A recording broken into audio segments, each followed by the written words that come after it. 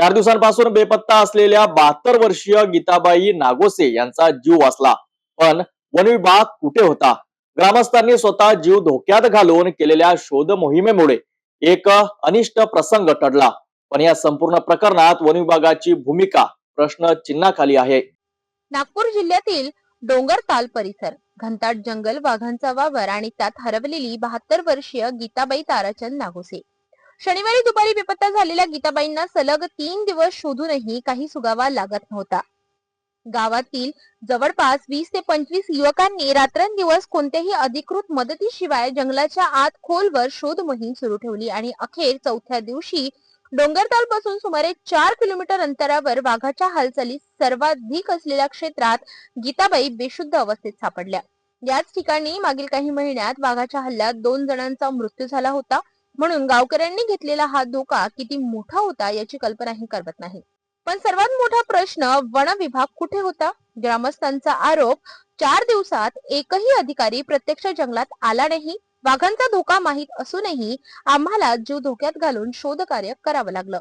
One विभागाने फक्त रस्त्यांवरून शोध कार्य केल्याचे सांगितले जात असले तरी जंगलातील तपासात त्यांचा सहभाग नसल्याचा दावा ग्रामस्थांनी केलाय.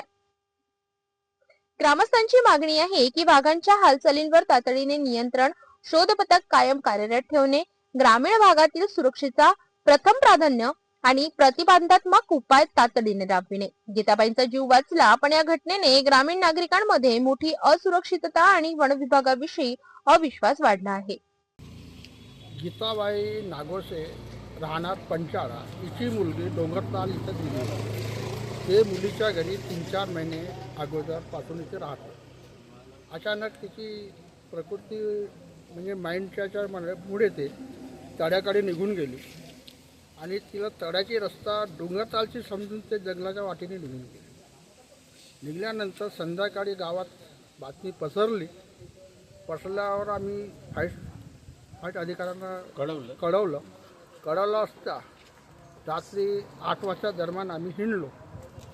पण रात्र असल्यामुळे आम्ही रस्त्याने हिंडलो आणि संध्याकाळी म्हणजे येऊन गेलो, काही पता लागला नाही. दुसऱ्या दिवशी फॉरेस्टला आम्ही रिक्वेस्ट केलं की आम्ही आणि फॉरेस्टचे लोक मिळून आम्ही पायी हिंडू.